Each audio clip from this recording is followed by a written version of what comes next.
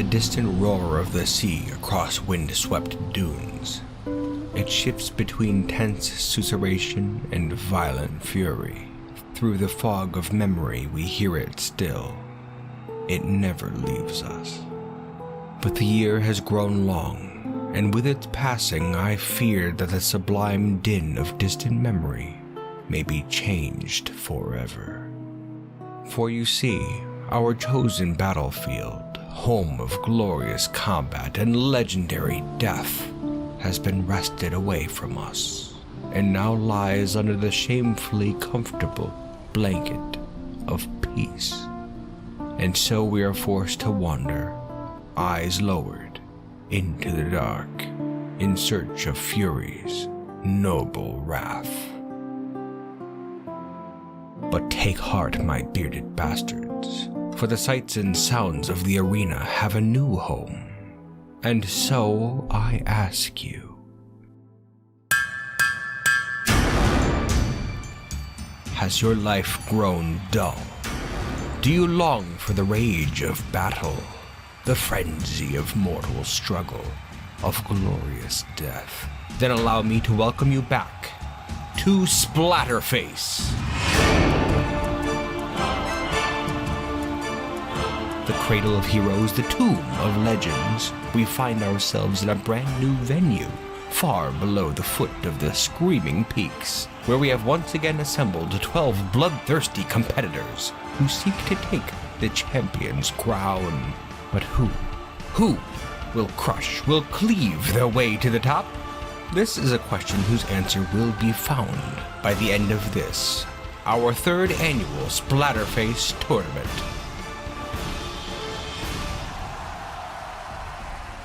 Now, as per usual, you will have to wait a bit before combat begins, as first we have to outline how these coming days will pan out, and I suppose we should also explain some other things too.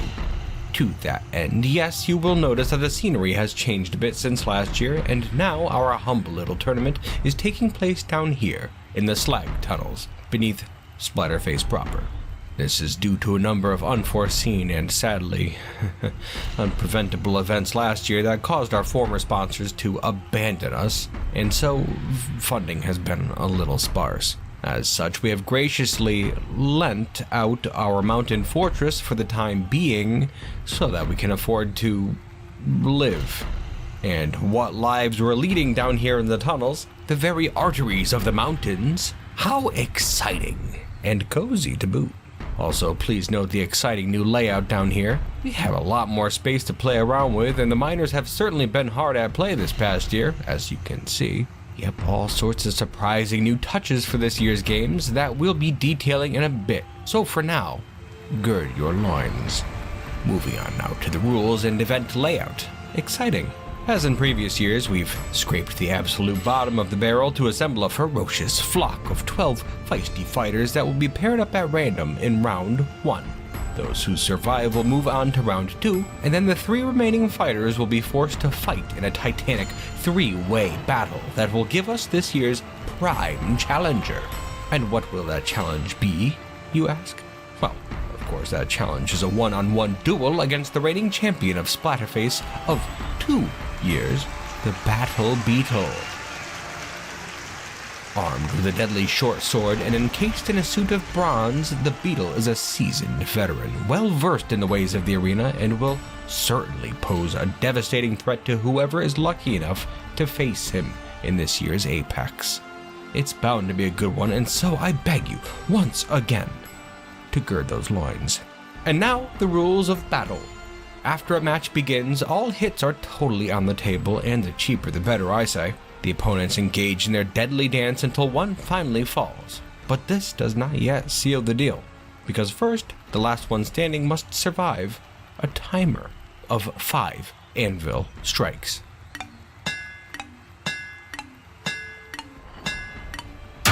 After this, the living fighter is named the bout's winner, and as such receives the absolute best medical care we can provide, which includes the reattachment of limbs and anything else required to get the fighter back into shape. Now, a note. In previous years, the winner of a bout would also be able to choose a piece of gear from their fallen opponent that they could then take with them into future fights. But this year we are doing away with that little touch, mostly because our fighters are so well armed this year. Don't really want to overdo it, I think they're good enough. And besides, fret not you frenzied fanatics, because this year we've also made some other changes that are bound to be far more interesting.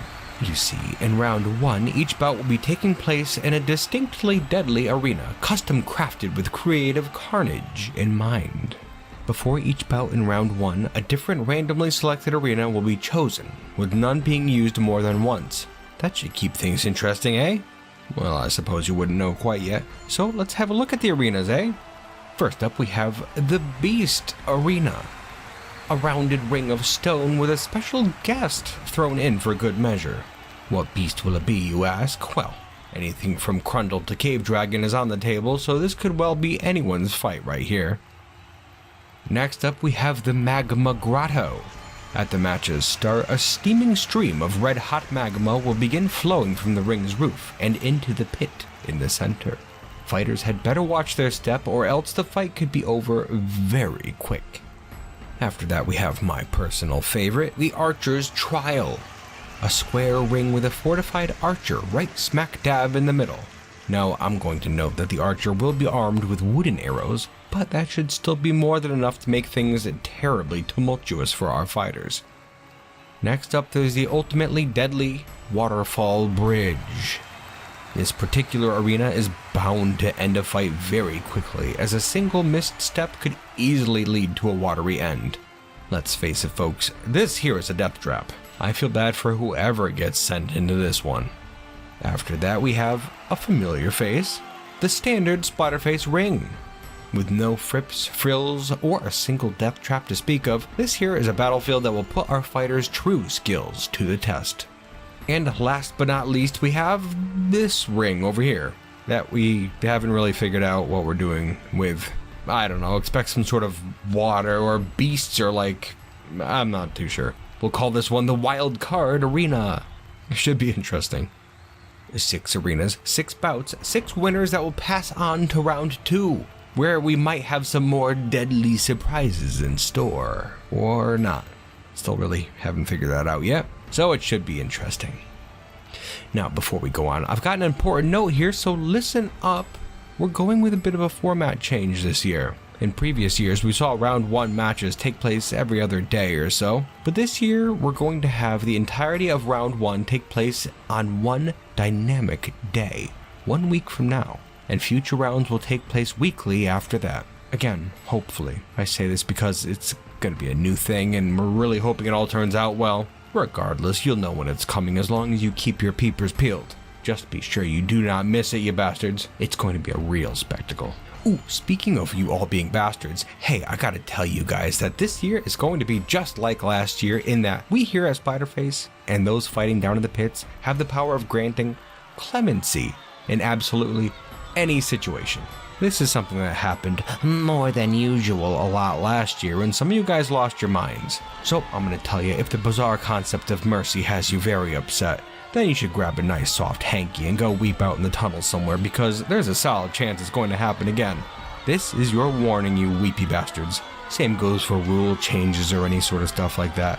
This isn't going to be a fair fight by any means. It's not going to be balanced. If you can't handle that, weep away, you bunch of bastards. Okay, and I think that sets the stage for this year's tournament well enough. We have the schedule, we have the rules, I've addressed the weepy bastards, and now I think we know what comes next. Yes, it's the beating heart of the arena. This year's competitors. And so let's get to it. Like many of this year's fighters, our first face hails from the tunnels right underneath Splatterface. Chiefess of the Rotten Bones stuck up in a tree tribe. That's a translation. We have the cold-blooded killer, Carnivora, eater of flesh. Carnivora, the reptile woman, is a fearsome foe, protected by a shield and a suit of bronze on top of her already armor-clad scales. But don't you forget about that spear of hers for a moment. She's traded in her old wooden spear for one of dwarven steel, and since she signed up for Splatterface, she has been training like a fiend. Carnivora is a fighter to watch. Place your bets now. Coming in next, we have one of our heftier combatants this year, an axe-wielding legend from far human lands, the Eye of Blood Castle. A human of significant proportions, the Eye is a much feared mercenary known to guard Fort Blood Castle in the human lands far beyond the eastern wastes. Only lightly armored, he'll have to hope his mythic skills are enough to pull him through the tournament, though we can't forget about that great axe of his either. Remember, in Splatterface, size can matter quite a lot. Our next competitor hails from the misty purple jungles, where he acts as a seasoned palace guard to ancient forest kings. Let's give it up for Enorgothum, or more simply, Blue Bottom, the Mandrill Man. Sporting an array of bronze armor and a devilish grin, Blue Bottom is a seasoned veteran wielding a weapon we have not yet seen here at Splatterface, a sinister-looking pike, with which he seeks to skewer this year's foes. You know, I've heard that some dwarves like mandrill men for their colorful faces, but I like this one here for his sheer level of confidence. Let's just hope he has the skill to back it up. Up next we have a thing that we found in the deeper caves below Splatterface. Armed with a dagger in each of her 4 arms, it's foreplay, the Manera. Like, she seems to be vaguely aware of what's going on, so that's fun. She really seemed to have some sort of senses, though, like, she's completely unable to speak, so it's not like we can ask her. She likes to watch things, trying to figure things out, I guess. It's just terrifying when you get down to it. We find her eating a carcass down there. Like, I guess I don't know what to say. Besides, she's creepy and certainly deadly looking. Watch out for this one.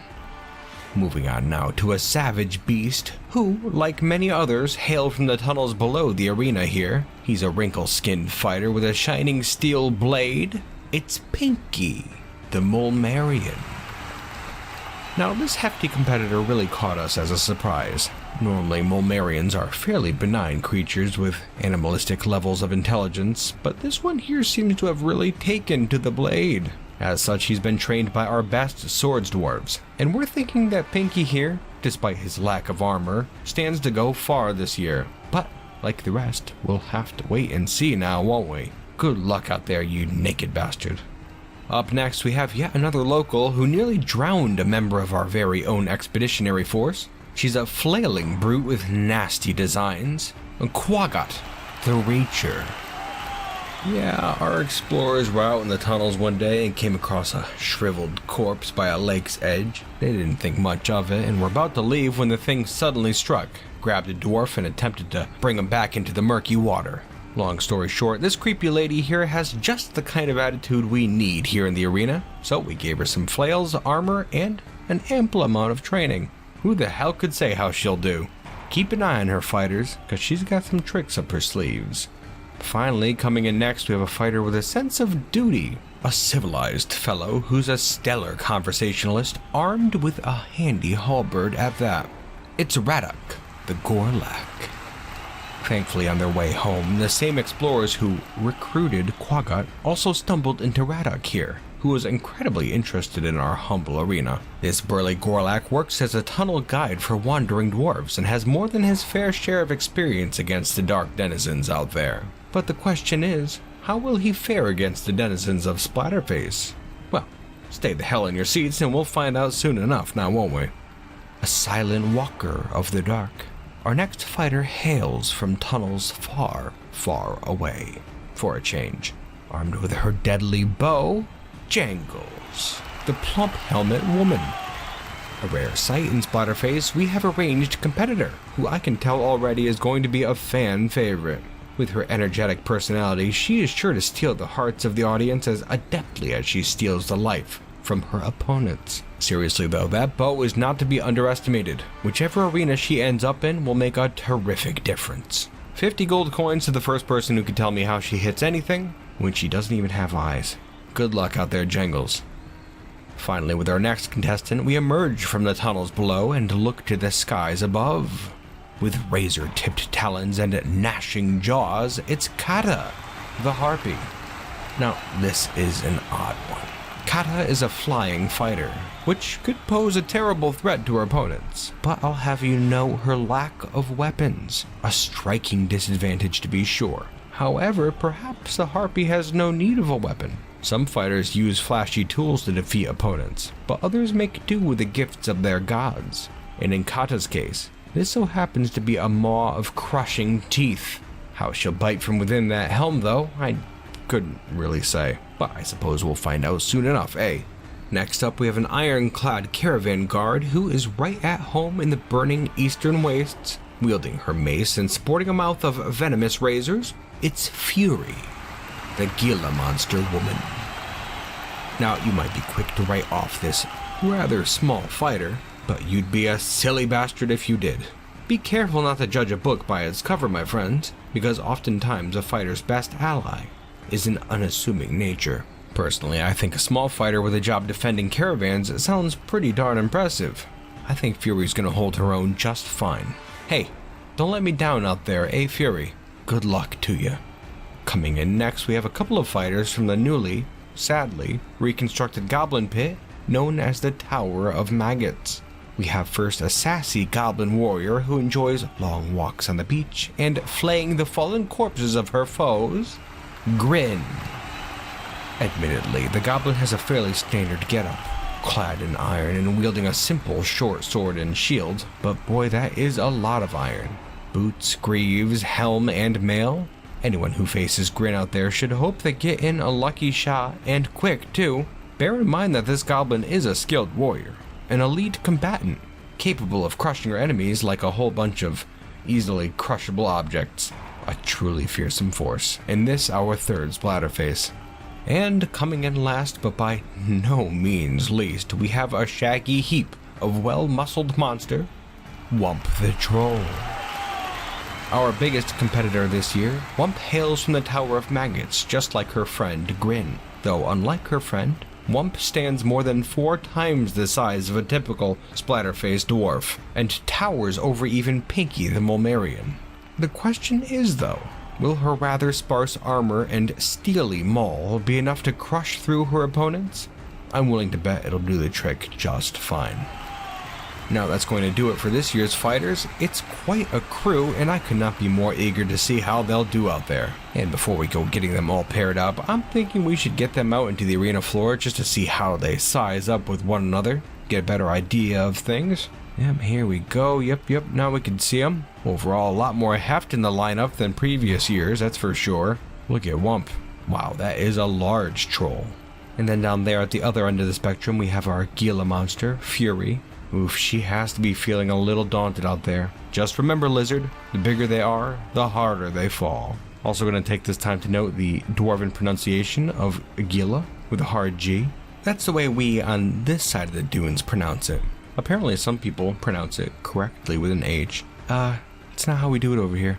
And again, if you're inclined to complain, weep in the hall, please. Anyways, there we have it.